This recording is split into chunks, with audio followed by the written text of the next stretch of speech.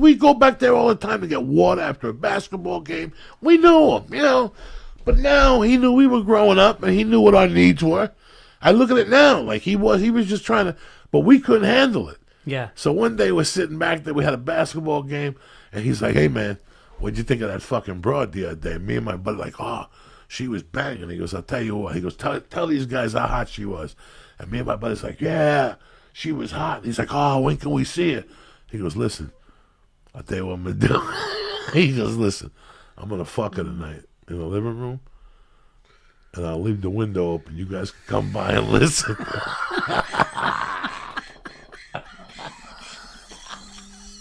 Well, you know how many times I go to an audition, I hear this.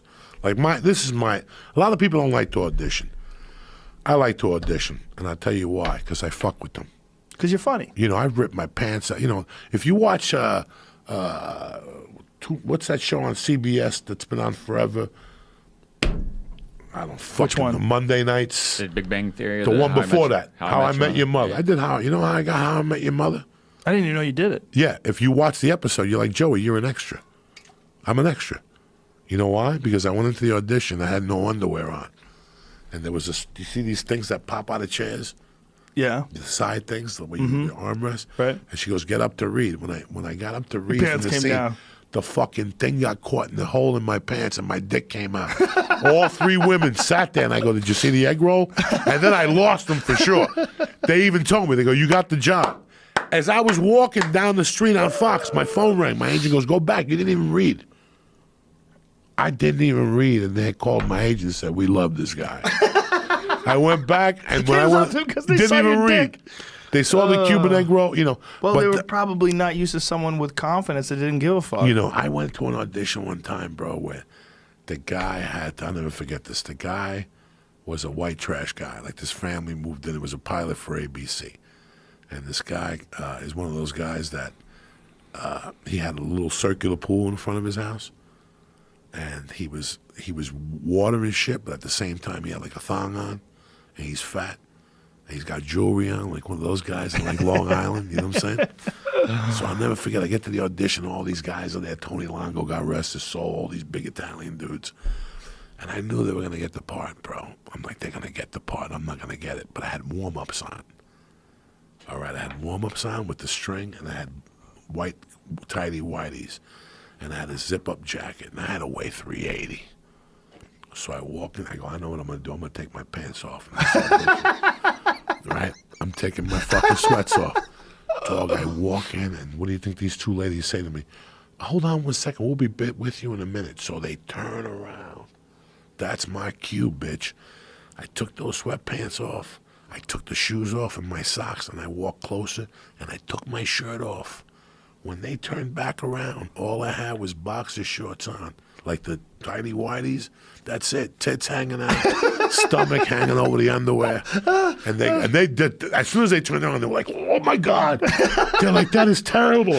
Put your shirt back on. I'm like, I'm not putting on shit, all right? I'm reading this motherfucker how it is. So you were supposed to like wave and say good morning. Right. And they're like, action.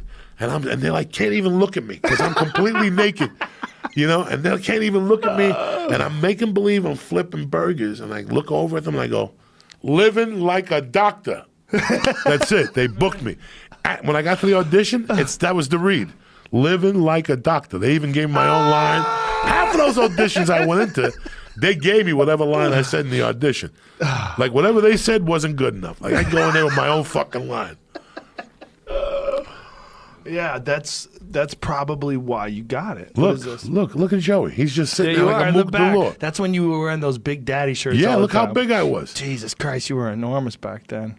That must have been like, what, 2000 then, right? Yeah, this is 2000, 2002, 2003. I remember when I met you, like right after I met you, I brought you onto the set of News Radio. Oh, and they were all like, who is this guy? With the leather jacket on. Is this guy your friend? Like, I go, that's Joey.